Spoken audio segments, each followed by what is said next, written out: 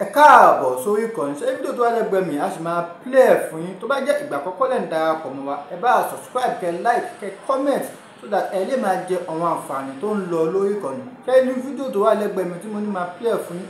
àwọn àṣírí pẹ́ẹ́rẹ́ ló wà nínú fídíò yẹn àwọn àṣírí tó wà ń bẹ̀ àtẹ̀yìnbó bá ti lọ wò ẹ máa pẹ́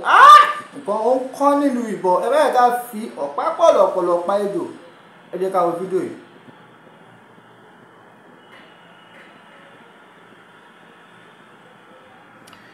أعوذ بالله من الشيطان الرجيم بسم الله الرحمن الرحيم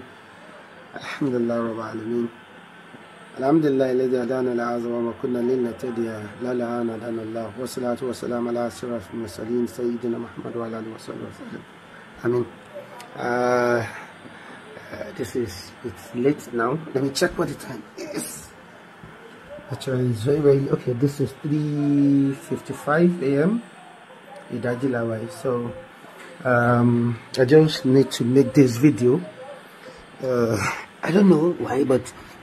I've been having. I can sleep actually. I can sleep. But I think something that I should have just let go. I can let go. Because and to shall see. Odori ọ̀run lẹ́nu kò sí láyé mọ́ kọ́lọ́mbà àforíjì Murphy Afolabi ni ó ní ṣe pẹ̀lú ọ̀rọ̀ yẹn. So naturally kò wù mí kí n sọ nǹkan nípa ọ̀rọ̀ yẹn àtọ̀ because ẹni tí wọ́n dárúkọ mú mi ó ti fi kú ṣàgbà wa. Bọ́n torí àwọn young people tó ń bọ̀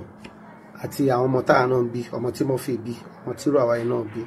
wọ́n máa dá ká point out to this is not something I really enjoy wanting to do. And me, I don't like coming on space like this, you know, public space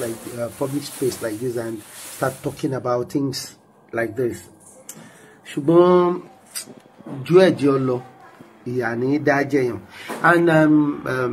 mo so nítorí àwọn kan wà tó pé ní career mi mo hó wọn ní gratitude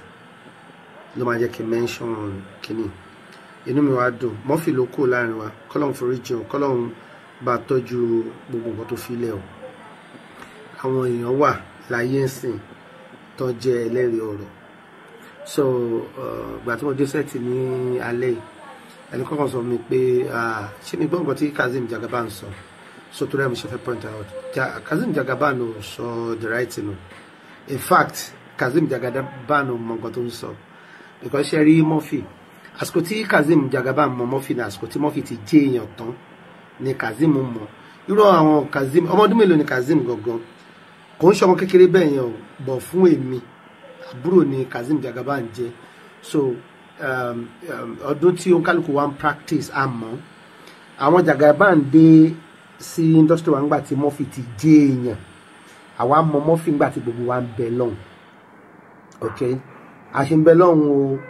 tẹ máa ń ṣì mí gbọ́ ńgbà tí kò tiẹ̀ sí alátàrà gom gbogbo wa ìgbà yẹn ni èmi mọ Murphy. So quickly can I point out directing me career me as a director ó bẹ̀rẹ̀ látòrí stage àtòrí stage gangan ni career me as a director ti bẹ̀rẹ̀ orí stage yẹn mo ti mọ Bọ̀dá Fatai Lálùdé ni mo ti mọ àwọn tó jẹ́ senior MurphyAfolabi lọ́dọ̀ ọ̀gá Dagoro àwọn ìbàbò àwọn ọ̀rọ̀ tí mo sọ yìí àwọn Jamiu náà wà lọ́mọ kékeré ńgbà èmi àti Jamiu àti ọ̀gá àti ṣeré kan rí ládùúgbò tàwa ní Badia kan tó ya eré yẹn sínú film ominu pósí or something kan tó ya sí film gbogbo àyẹn Jamiu máa ń jẹ́ tinú mi àwọn Kazeem Dagoro ṣì wà lọ́mọ kékeré ńgbà yẹn tí mo bá ọ̀gá ṣeré kan ládùúgbò tiwa ní Badia èmi àtàwọn ṣàwòrò la máa ń pè bọ̀dá yẹn ní Badia bọ̀dá Báyọ̀ ṣàwòrò abáwọn ṣe eré yẹn ní ìjọra Badia lọ́dún náà so àwọn lẹ́yìn ìgbà yẹn gbogbo yẹn stage director ni mí lẹ́yìn ìgbà yẹn àwọn tó jẹ́ senior Murphy lọ́dọ̀ ọ̀gá Dagoro ìbàbò Rasheed Ayérónfẹ́ lady kan wà girlfriend mi nígbà yẹn Amúdá and so many of them like that Kúnlé ìbàbò wọ́n pọ̀ bẹ́ẹ̀ yẹn àwọn yẹn wọ́n máa gbọ́ ọ̀rọ̀ tí mo ń sọ yìí senior Murphy ni gbogbo wọn èmi àtàwọn ẹ̀gbọ́n kan wà tá máa ń pè ní Sangros Ṣàgẹ̀dẹ̀ àwọn yẹn máa wá láti Lagos Island gbogbo àìmọ̀ ò tí ì mọ Murphy rí at all encounter mi pẹ̀lú Murphy lákọ̀ọ́kọ́ rí láyé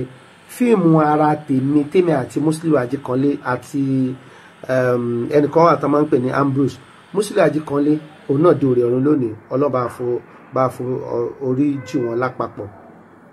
Musiliu Ajikanle ń ṣe conductor èmi náà ń ṣe conductor ọ̀rẹ́ wa yẹn wọ́n ń pè ní Ambrose òun máa ń ṣe driver ni lọ́nà ọjọ́ òyìnbó làwọn mẹ́tẹ̀ẹ̀ta yẹn ti ń ṣiṣẹ́ àti ọ̀rẹ́ wa kan náà àjọgbá àdúgbò ni Sọ̀víọ̀ nìyẹn adáwó ṣe fíìmù mi àkọ́kọ́ táwa mẹ́rẹ̀ẹ̀rin yẹn jọ kò produce èmi àti bàbá kan ní mẹ́ran tó máa ń pè ní lọ́ọ̀yà Kọ́mọláfẹ́ ẹ máa mọ̀ wọ́n lọ́ọ̀yà Kọ́mọláfẹ́ lájọ direct ẹ̀ attempt mi sí directing the film nìyẹn attempt mi tí mo tún lè dárúkọ ẹnìkan wà tó ń pè ní Kẹ́hìndé Ayélabó ọ̀rẹ́ ìyàwó Àfíìsì Oníléré ẹwà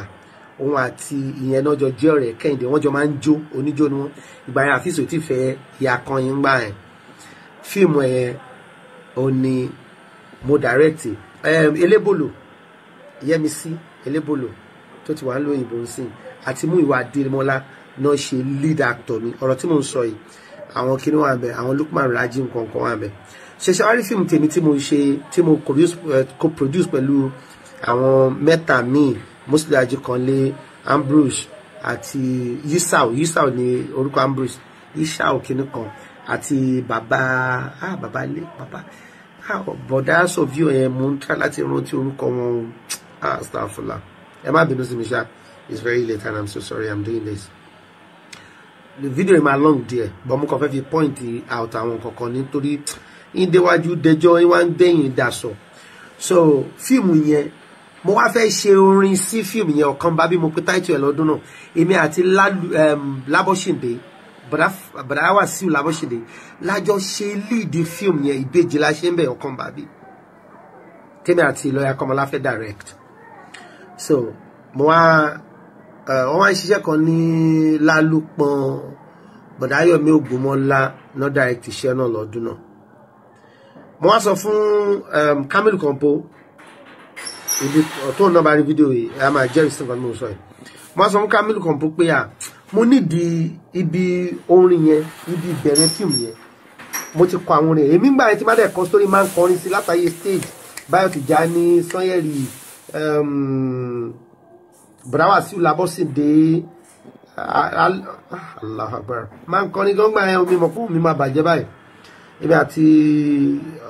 Ọládùjọyè Dùjọyè a máa ń pè lólóhùn agogo àbúrò ẹ̀ ní Chokomilo àjọgbádùgbò ni so mo wá fẹ́ kọrin sí fíìmù yẹn gbà yẹn mo wá nídìí Ifá ẹsẹ̀ Ifá kó bẹ̀rẹ̀ kíní ẹ̀ Kamilu Kompo wá sọ fún mi pé bọ̀bọ̀ kan wà ọmọ fagán ogun kan kíní kan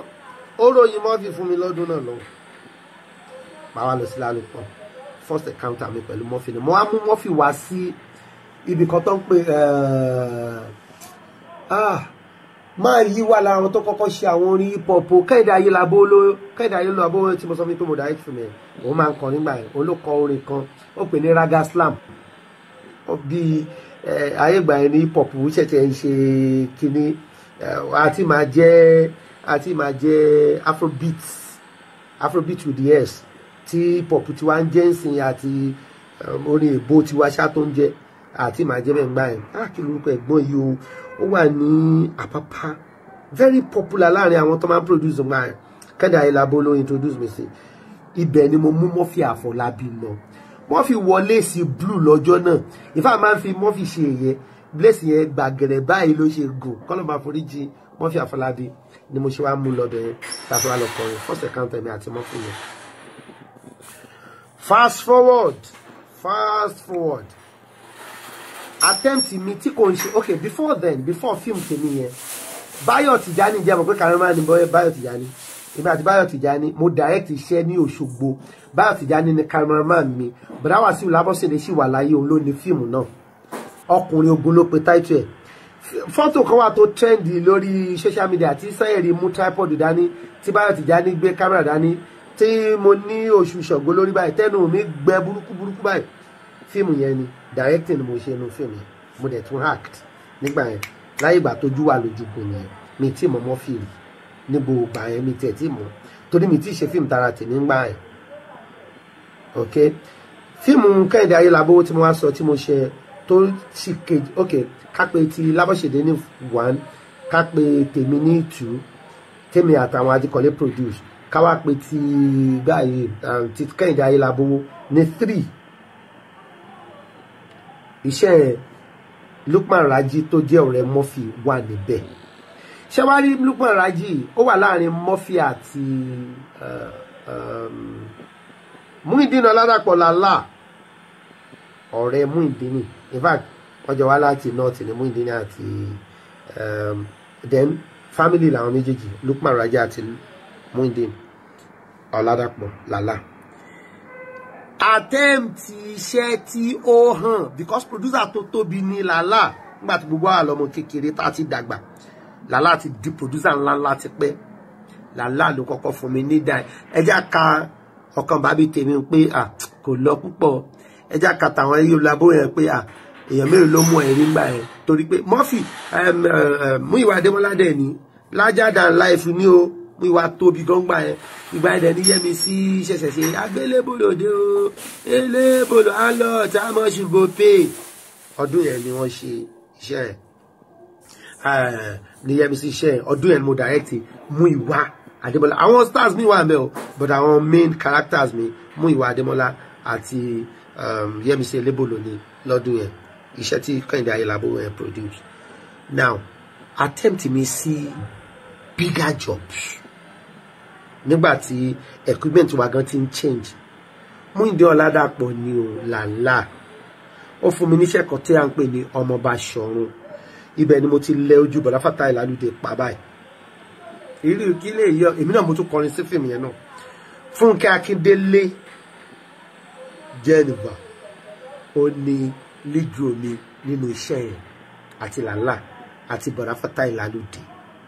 bí káríà directing mi tó hàn tí ó sì hàn síta ṣe bẹ̀rẹ̀ nìyẹn lẹ́yìn iṣẹ́ Muyideen Lálá mo rántí pé Muyideen Lálá àti King Dr. Saheed Òṣùpá Murphy Afolabi àti King Dr. Saheed Òṣùpá wọ́n wá bá wa ní sẹ́ẹ̀tì Lálá mi tẹ́mi tí ń directing mọ́rúfádà èrò oníkaramá mi lọ́dún yẹn wọ́n bá wa ní sẹ́ẹ̀tì yẹn ó dàbí pé Murphy kọ́kọ́ fẹ́ ṣú ọ̀nà ó fẹ́ wò pé ṣé Òjòjáde máa rí iṣẹ́ àwọn Lálá ìṣe kó tó gbéṣẹ́ tiẹ̀ fún mi ó wá gbé àwúrí ẹni onímọ̀ kọ́kọ́ bá ṣe mo bá Dr. King Saheed Òṣùpá ya àgbèrè ojú mo direct iṣẹ́ tiwọn náà iṣẹ́ kejì tí máa bá Murphy ṣe ó dùn mí Murphy ti fikú ṣàgbà mo wish kó wà láyé kí n lè sọ gbogbo ilé kájọ sọ lójú ara wa torí Kazeem Jagaban sọ story tí kò mọ̀ iṣẹ́ méjì náà mo bá Murphy ṣe mo kọ story Murphy tó pọ̀ o ẹ̀yà àwòkọ́ tí mo wá direct ni mo kọ́ àwọn story mi wà tí mi gba credit fún tẹ́ pé mi mo kọ́ kò ń ṣe pé mo fi ṣeré gún àwọn kan tó dáa pọ̀ dẹ̀ because mi àti ẹ̀ ti mọ̀ra nígbà tí mo tó kọ́kọ́ lò fún orin tí mo fẹ́ kó bá mi fífá sínú ọkàn bá bí fíìmù yẹn so then ìgbà tí kí lórúkọ wàhálà ilẹ̀ ti ṣú orúnkún mi bọ̀ mo fẹ́ ṣe kíní tó rà èmi náà lè kú lọ́la ìwà akẹ́kẹ́ nìkan kan máa sọ sórí òtó tọ̀nà lórí mi dẹ̀ fẹ́ kàn fi credit àwọn èèyàn tí credit due fún kàn fi dùn wọ́n fi fún mi níṣẹ́ iṣẹ́ méjì mo direct ẹlẹ́ẹ̀kejì tí mo direct iṣẹ́ Murphy